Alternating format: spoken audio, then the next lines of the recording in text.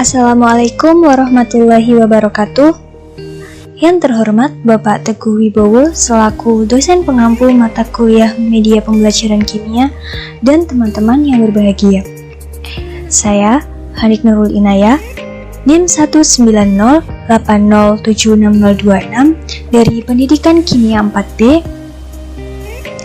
akan mempresentasikan tentang media yang digunakan pada saat pembelajaran kimia, yaitu berupa video pembelajaran, PPT dan animasi, dan grup WhatsApp.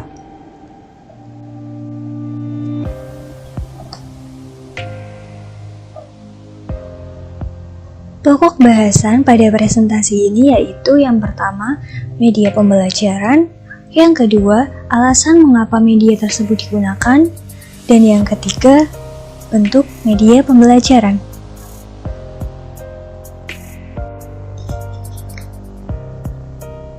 Pembahasan pertama adalah media pembelajaran. Media ini digunakan pada saat pembelajaran kimia di kelas 10 IPA 1 SMA Negeri 1 Brebes.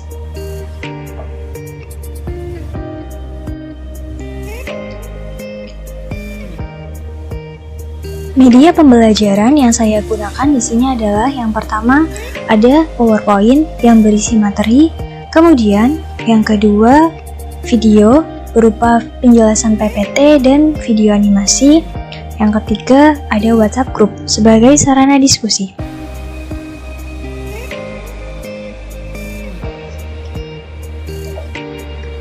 Yang pertama ada PowerPoint.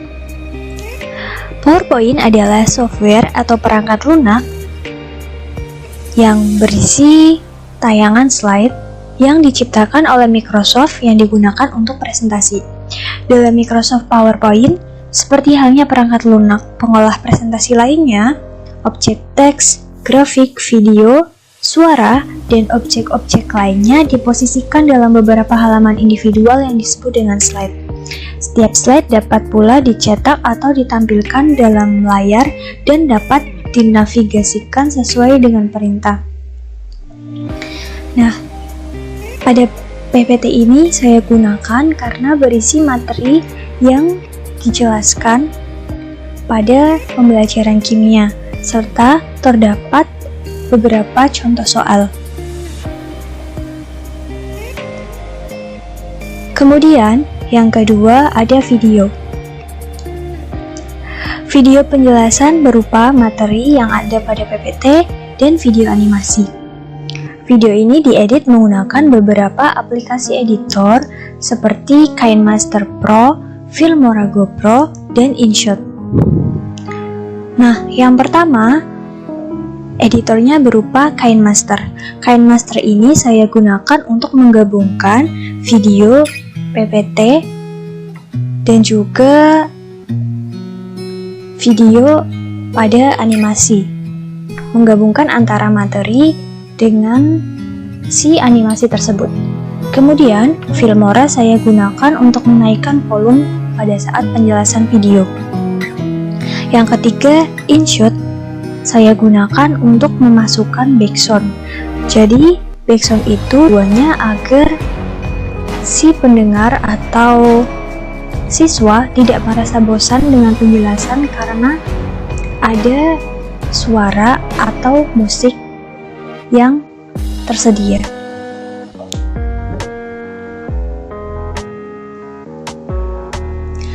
Selanjutnya ada WhatsApp. WhatsApp merupakan aplikasi pesan untuk HP Android. WhatsApp merupakan aplikasi pesan lintas platform yang menggunakan paket data internet dengan koneksi internet 3G, 4G, atau Wi-Fi untuk komunikasi data. Dengan menggunakan WhatsApp atau WA, kita dapat melakukan obrolan daring, berbagi file, bertukar foto, dan lain-lain. Nah, sebagai media pembelajaran, WhatsApp digunakan dalam bentuk grup untuk mempermudah diskusi dan pengiriman file PPT tadi dan link video agar dapat dipahami, kemudian setelah itu digunakan untuk sesi diskusi.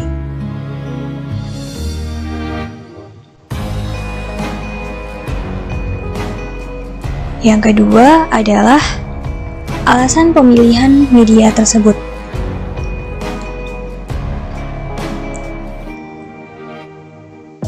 Kemudian selanjutnya ada alasan mengapa media tersebut dipilih. Nah, pada saat observasi, saya mewawancarai beberapa narasumber, diantaranya ada 2 siswa dan guru.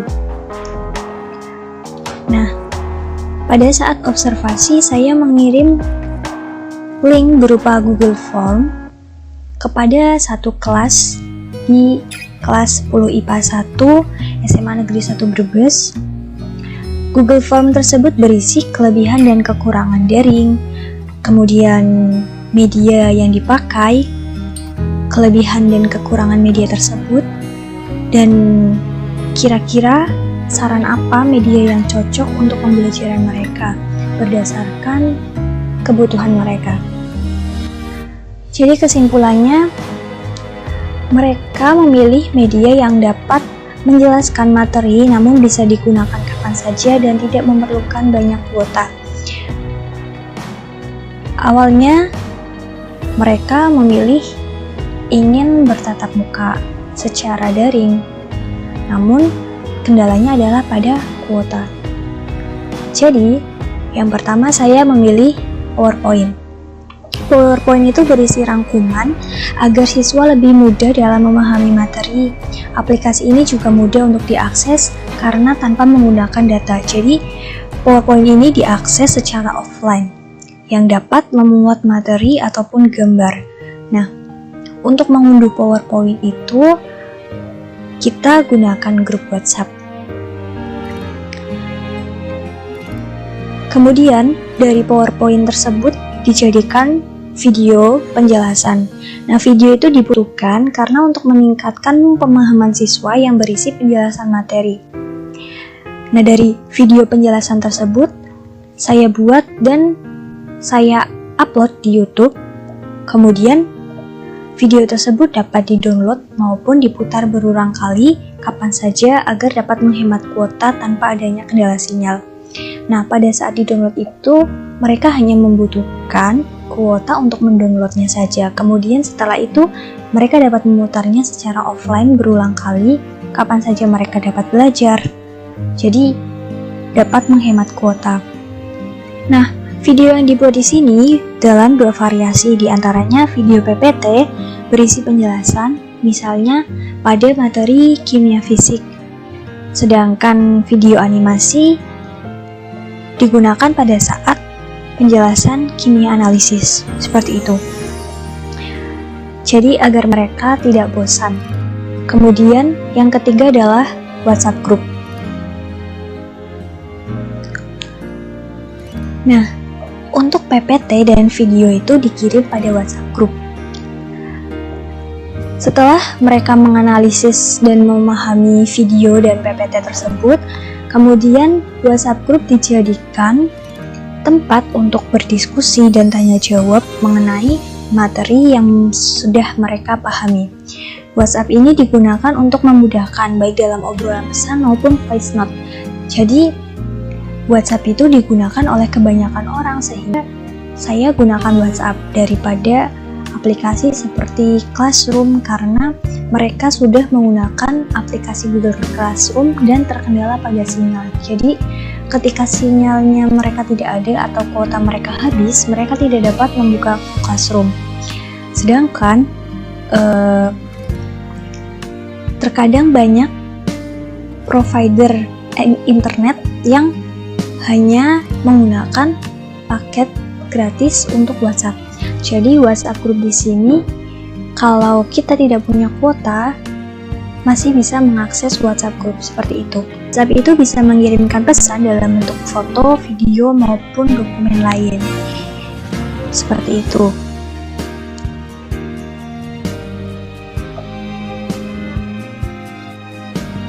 Selanjutnya, yang ketiga adalah bentuk media.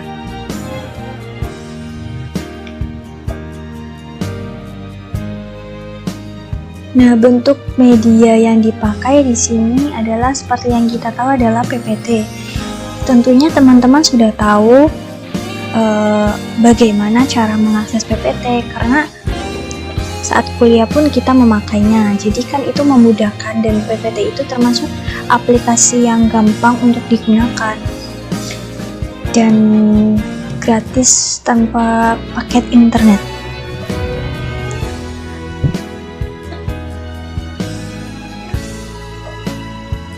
Nah, ini adalah materi PPT yang saya buat untuk observasi. Saya memilih pereaksi pembatas karena atas saran dari ibu guru. Karena itu juga digunakan untuk pembelajaran, dan saya dimintai tolong untuk membuat materi, kemudian nanti akan di-share ke grup WhatsApp kelas 10 IPA 1. Di sini saya banyak belajar dari cara membuat materi, kemudian direvisi. Nah, saya senang karena di sini saya tahu mana yang materi yang harus dibutuhkan, mana materi yang harus tidak dicantumkan dalam PPT tetapi harus dijelaskan. Seperti itu.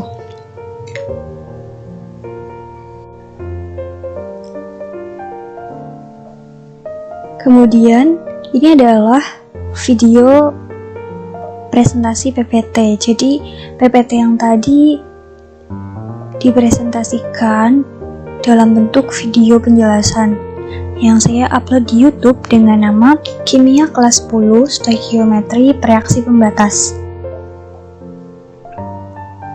Berikut adalah link videonya.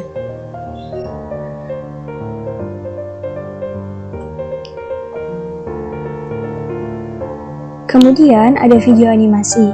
Materi yang saya pilih adalah larutan dan daya hantar listrik. Nah, materi tersebut saya pilih karena merupakan kimia analisis dan bisa dibuat dalam bentuk singkat. Jadi isinya hanya penjelasan, tidak ada perhitungan kimianya. Berikut adalah link videonya. Nah, kedua video tersebut bisa diakses pada channel YouTube saya.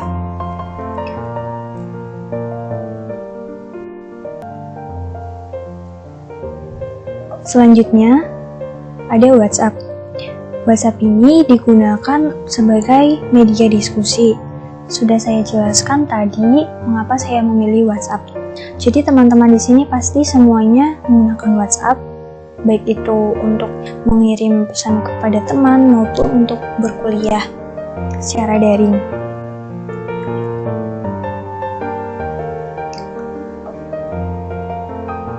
Ini adalah WhatsApp group yang saya buat untuk observasi waktu itu, karena pada saat itu saya mengirimkan Google Form dan saya bertanya-tanya sebelum itu saya bertanya-tanya sedikit kepada gurunya kalau mereka tidak menggunakan WhatsApp group sebagai media untuk pembelajaran. Mereka hanya menggunakan Google Classroom dan e-learning. Jadi pengiriman materi itu semuanya ada di e-learning ataupun Google Classroom. Seperti itu.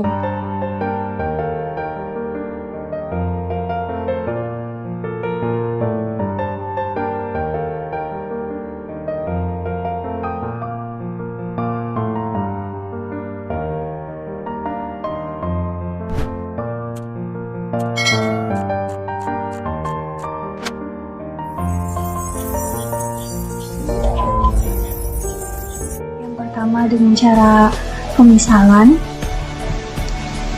Jika A habis, maka B yang diperlukan adalah jumlah mol A dikali koefisien B dibagi koefisien A.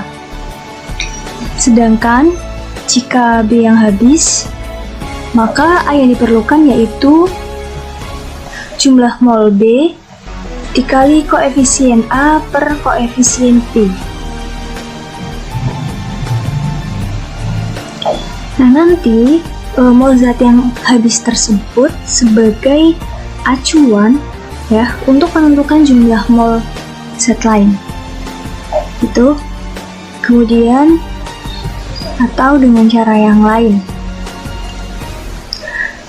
dengan mencari mol per reaksi A sama dengan jumlah mol A dibagi koefisien A, atau mol per reaksi B sama dengan jumlah mol B dibagi koefisien B. Nah, hasilnya nanti dibandingkan mana yang jumlah molnya paling terkecil merupakan reaksi pembatas.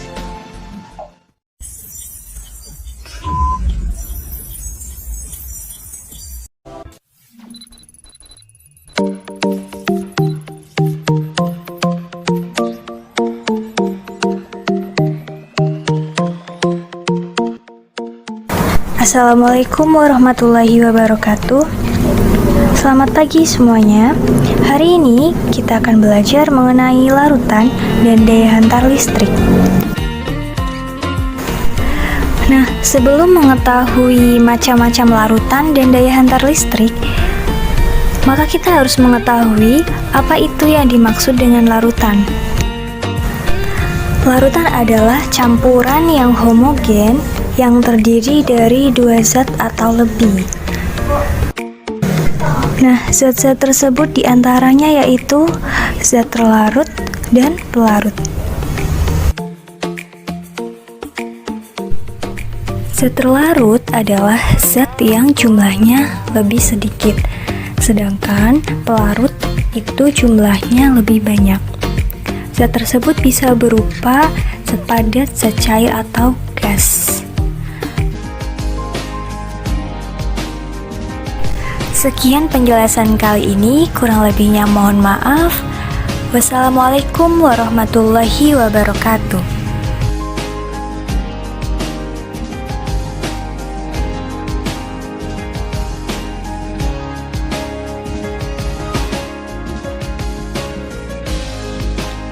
Nah, itu saja yang dapat saya sampaikan. Kurang lebihnya mohon maaf. Wassalamualaikum warahmatullahi wabarakatuh.